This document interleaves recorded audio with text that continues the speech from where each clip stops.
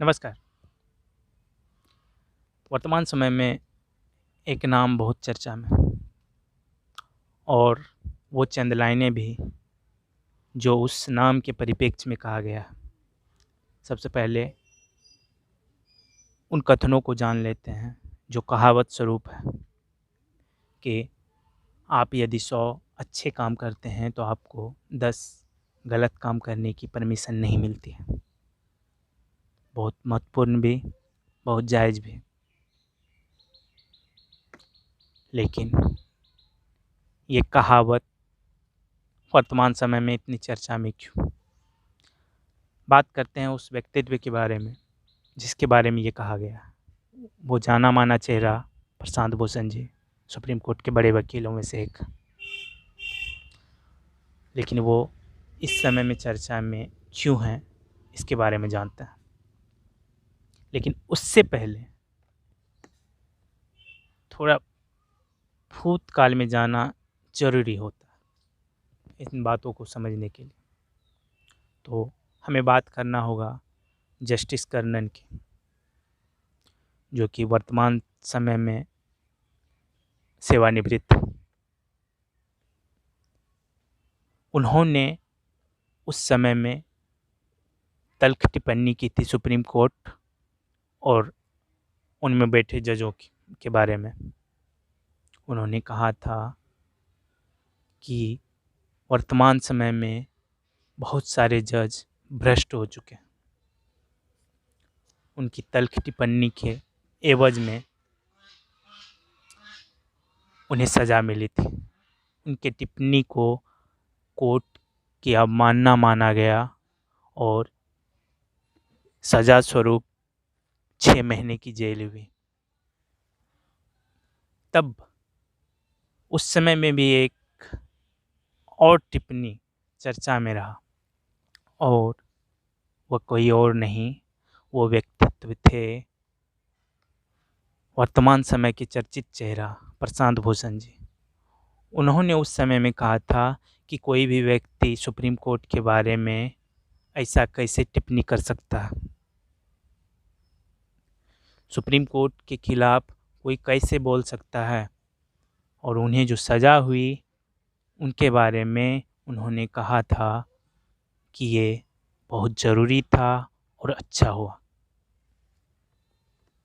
लेकिन बात वर्तमान समय की करते हैं। अब वर्तमान समय के भी मुद्दे काफ़ी मिलते जुलते हैं। जो उस समय में जस्टिस कृष्णन ने कहे थे वही बात आज प्रशांत भूषण जी उठा रहे हैं। इसे कहते हैं हृदय परिवर्तन। अंतरात्मा की आवाज़ आई और इन्होंने भी समझा कि यदि वर्तमान समय में ऐसे मुद्दे को ना उठाया जाए तो इतिहास उन्हें माफ़ नहीं करेगी। और उन्होंने उठाए सवाल। उन्होंने चिंता नहीं की कि आगे क्या होगा, भविष्य काल कैसा रहेगा। सारी चीज़ें उनके सामने में बीत रही थी। ऐसा नहीं है कि वो अनजान थे इन सब बातों से कि ऐसी टिप्पणी करने से उनके खिलाफ कितने लोग खड़े होंगे और साथ कितने, उनके साथ क्या होने वाला है शायद उनके बारे में कुछ न कुछ उनको पता ज़रूर होगा। लेकिन फिर भी एक बड़ा व्यक्तित्व अगर कुछ मुद्दे उठाते हैं तो उसके पीछे कुछ न कुछ रहस्य होता है। अब बात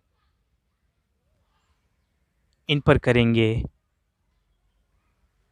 कि मुद्दे पर उठ रहे सवाल और मुद्दे को दबाने की कोशिश, उन सब के बीच क्या हो रहा।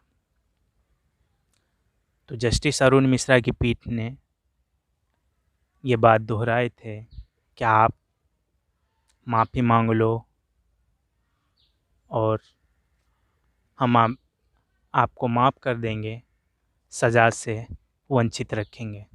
लेकिन प्रशांत भूषण जी इस बात से इनकार किए। उन्होंने कहा कि यदि आज हम माफ़ी मांग लेते हैं तो अभिव्यक्ति की आज़ादी खत्म हो जाएगी, हम माफ़ी नहीं मांगेंगे।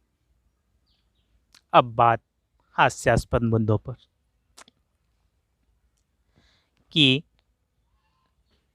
इतना बड़ा प्रतिष्ठान एक व्यक्ति विशेष को माफ़ी मांगने के लिए दबाव डाल रहे हैं। क्यों क्यों मंगवा रहे हो माफ़ी? दे दो ना सज़ा। अगर उन्होंने गलत किया है तो आप उन्हें सज़ा दो। ज़रूरत क्या है माफ़ी की? अगर नहीं, उन्होंने गलत नहीं किया है तो सवाल उन मुद्दों पे होना चाहिए, बहस उन मुद्दों पे होना चाहिए जो उन्होंने उठाए हैं। उतना बड़ा चेहरा, इतना बड़ा व्यक्तित्व, इतने पढ़े लिखे आदमी, जब इन्होंने अपने पूरे जीवन में कोई भ्रष्ट काम नहीं किया तो आज जो सवाल उठा रहे हैं तो उसके पीछे का में भी कुछ ना कुछ रहस्य होगा। आप इन मुद्दों पर बात क्यों नहीं करते? क्यों डाल रहे हो दबाव अपने सम्मान को बचाने के लिए?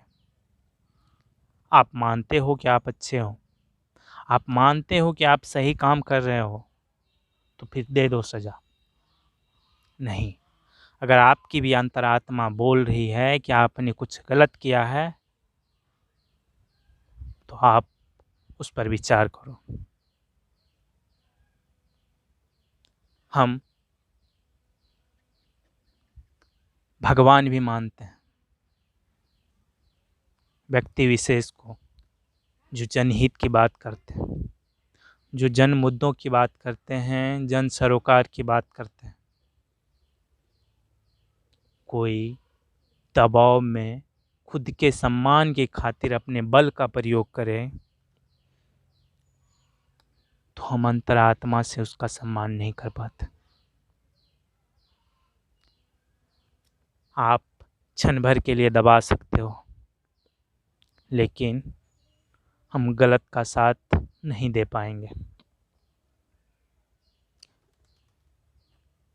भगवान के बाद जमी पर दूसरा भगवान डॉक्टर्स को माना गया है, क्योंकि वो कई जानें बचाते हर रोज।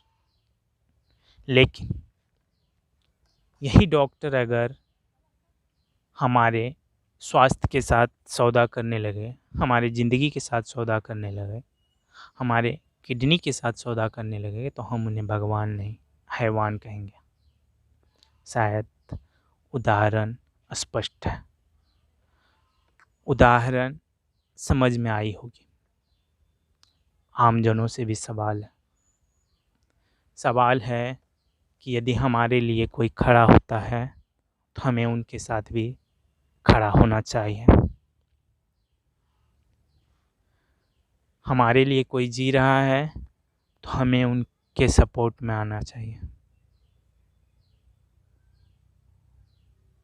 बहुत गंभीर विषय है, गंभीर मसला है, बेहद ज़रूरत है हमें आगे आने की। बेहद महत्वपूर्ण है हमें समझने की कि हमारे साथ क्या खेल हो रहा है, और सबसे महत्वपूर्ण हमारे अपने अधिकार के बारे में जानने की है, हमारे अपने अधिकार के बारे में लड़ने की है। हम में वो शक्ति है कि हम कुछ भी कर सकते हैं, लेकिन उन शक्तियों का सही उपयोग आना चाहिए। आशा करता हूँ कि आप भी इन बातों को समझेंगे और विचार हम भी कर रहे हैं। बेहतर करने की प्रेरणा बेहतर करने वालों से हम लेते रहेंगे और उनका शुक्रिया भी, और हम उनके साथ खड़े हैं। आप भी आइए, आप भी हम सबका साथ दीजिए। बहुत बहुत शुक्रिया, बहुत बहुत धन्यवाद।